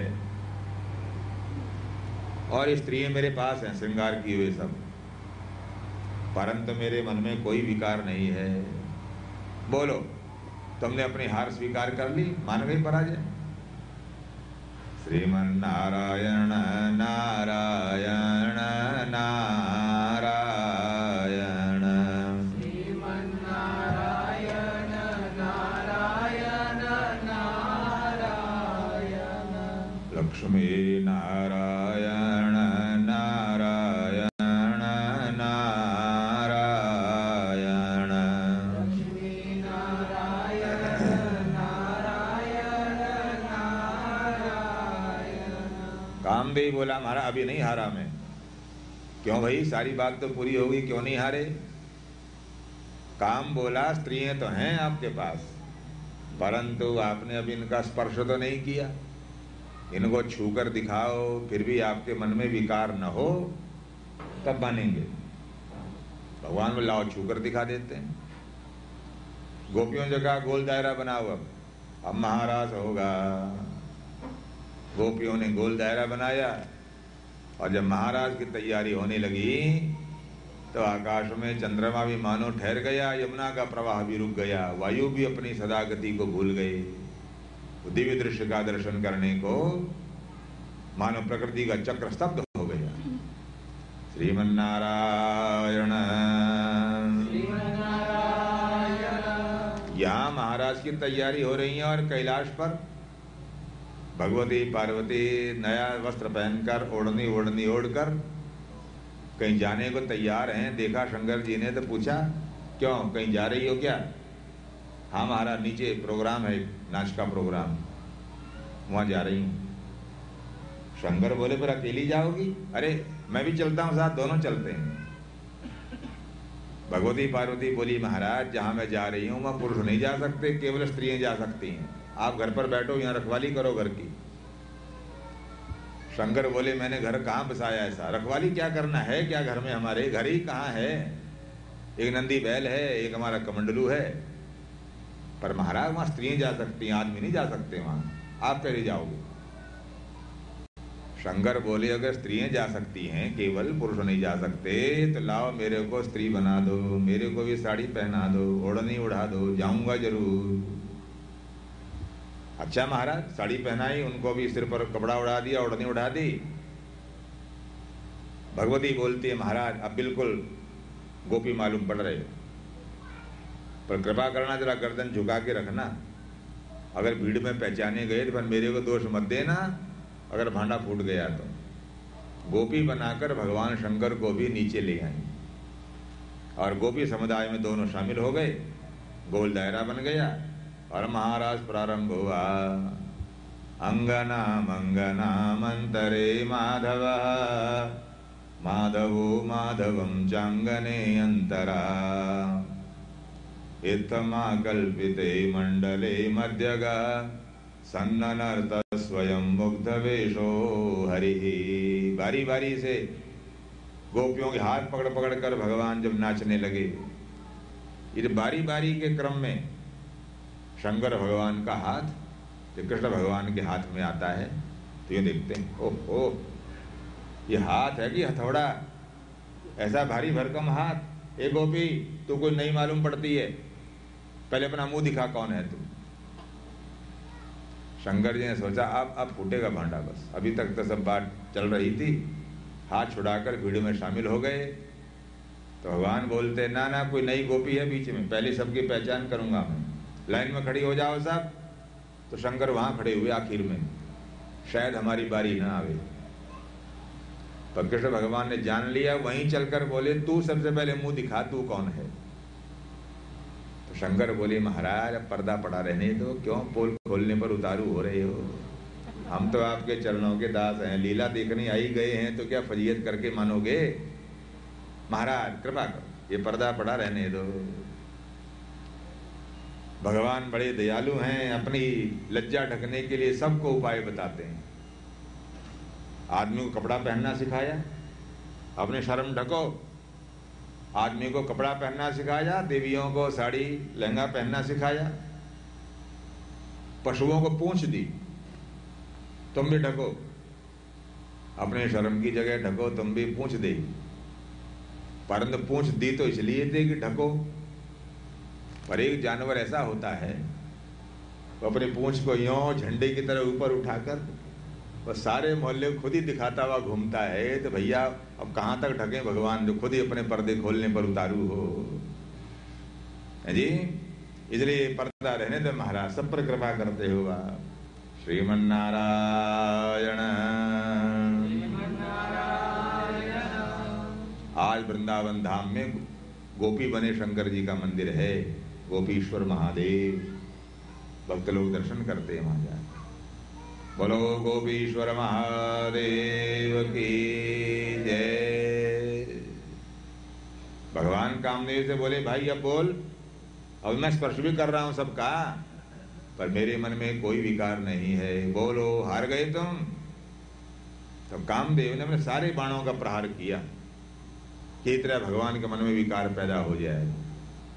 जब विकार पैदा न कर सका तो सम्मुह्य चाप मजहात प्रमदोत्तमास्ता यस्येन्द्रियं प्रमथितं कुहकैर्न शेकुः।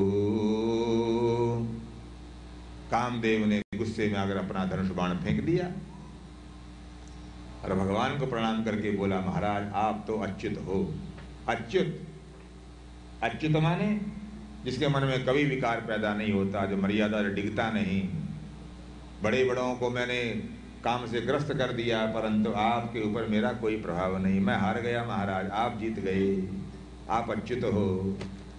अच्युत नाम कामदेव ने भगवान को दिया। न चवते स्थानात असौ अच्युतः। अच्युतम केशवम जो बातें बोलते हो वही नाम काम का दिया हुआ। मैं हार गया महाराज, आप जीत गए। कृष्ण भगवान बोले, आधी रात को जमुना किनारे कह रहे हो तुम हार गए हो, और दिन निकलने पर कल फिर ढिंडोरा पीटो, ना ना मैं ही जीता हूं, मैं ही जीता हूं। ऐसे नहीं मानी जाएगी हार। तुम्हारा फिर क्या करें? भगवान बोले, अगर हार अपना स्वीकार कर रहे हो तो मेरे पुत्र बनो, बेटा बनो मेरे। दुनिया वाले कहें कृष्ण तो कामदेव के भी पिता हैं, कामदेव का भी बाप है कृष्ण, तो पुत्र बनो मेरे। हाँ जी ठीक, आपका बेटा बनूंगा महाराज। भगवान का पुत्र बनने का वचन दिया। कथा आप आगे सुनोगे। जब भगवती रुक्मिणी के यहाँ प्रद्युम्न आए हैं तो सुखदेव बोलते, यही है कामदेव। कामस्तु वासुदेवांशो दग्ध प्रागरुद्रमन्युना देहोपपत्तये भूय तमेव प्रत्यपद्यत। ये वही काम है। सुखदेव जी बोले, राजन जिसने भगवान से कहा था आपका पुत्र बन करके आऊंगा। प्रद्युम्न काम के अवतार हैं। इसलिए काम ने पराजय स्वीकार करी, अच्युत नाम दिया भगवान को। परंतु जो संदेह कथा पर सबको होता, राजा परीक्षित को भी हुआ। राजा ने भी कहा, महाराज ये कथा सुनकर तो मेरे को बड़ा संदेह हो रहा है। क्यों?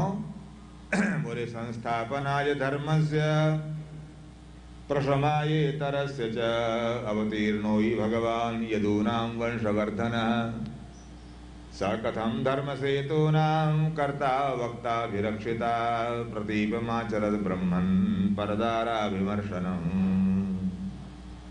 भगवान को ये सब काम नहीं करना चाहिए था महाराज। हैं, मेरे को लीला में संदेह मालूम पड़ता है, ये तो बहुत निंदनीय काम किया। तब सुखदेव कहते हैं, राजन सुनो, संसार में किसको पाप का स्पर्श होता है, किसको नहीं होता है, उस बात को समझ लो तो तुम्हारा भ्रम दूर हो जाएगा। तेजी यसाम न दोषाय बन्ने सर्वभुजो यथा। तेजीयान पुरुषों को पाप का स्पर्श नहीं होता, दोष का स्पर्श नहीं होता। तेजीयान किसको बोलते? तेजीयान, इस कठिन शब्द का अनुवाद किया गोस्वामी जी ने, तुलसीदास जी महाराज। गोस्वामी पाद बोलते हैं, समरथ कहाँ नहीं दोष गुसाई, रवि पावक सुर सरी की नाई। समर्थ पुरुष को दोष नहीं लगता। सज्जनों देवियों, समर्थ किसको बोलते हैं? रुपया पैसा वाला, जमीन जायदाद वाला, धन संपत्ति का मालिक नहीं, वो समर्थ नहीं। समर्थ उसको कहते हैं जो अपने पास आने वाले व्यक्ति में दोष रहने नहीं देता और उसके दोषों को अपने भीतर भी नहीं आने देता। स्वयं दोषों से बचा रहे और सामने आने वाले के दोष दूर कर दे, वो है समर्थ। कौन? जैसे गंगा। लोग गंगा में स्नान करते हैं तो हमारे पाप तो नष्ट हो जाते हैं, हम तो पापों से मुक्त। तो क्या गंगा पापी हो जाती है? नहीं, गंगा अपने भीतर पाप आने नहीं देती और हमारे भीतर रहने नहीं देती, तो गंगा समर्थ है। इसी प्रकार अग्नि भी समर्थ है। अग्नि में दुर्गंधित वस्तु भी डालो तो दुर्गंध समाप्त हो जाएगी, अग्नि भी दुर्गंधित नहीं होगी। इसी प्रकार भगवान भी समर्थ हैं। भगवान के निकट जाने पर हमारे विकार सब दूर हो जाते हैं, भगवान में विकार का प्रवेश नहीं होता। इसलिए मन्यमाना स्वपार्श्वस्थान स्वान स्वान दारान ब्रजौकसः।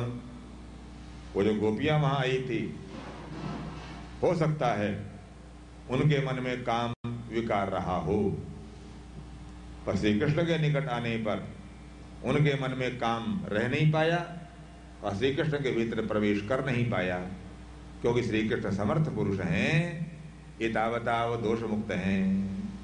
राजन, समर्थ लोगों को दोष नहीं लगता। ये कथा पंचाध्यायी सुनाई, आगे इसकी फलश्रुति।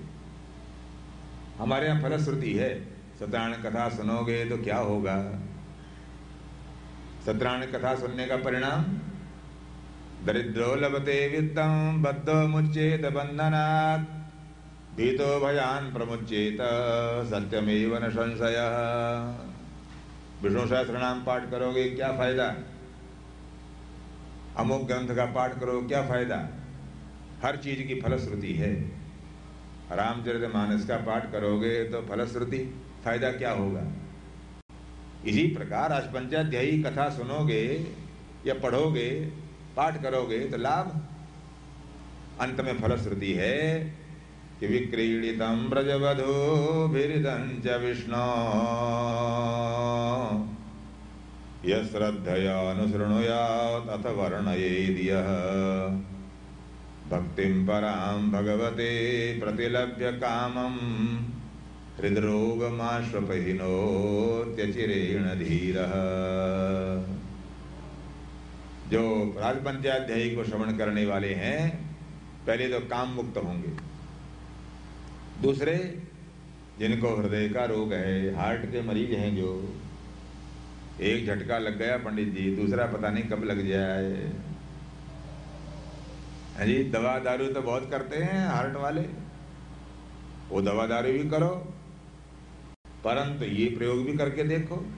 जिन्होंने प्रयोग किया और सफल हुआ, सुखदेव जैसे परमहंस मिथ्या बात क्यों कहेंगे।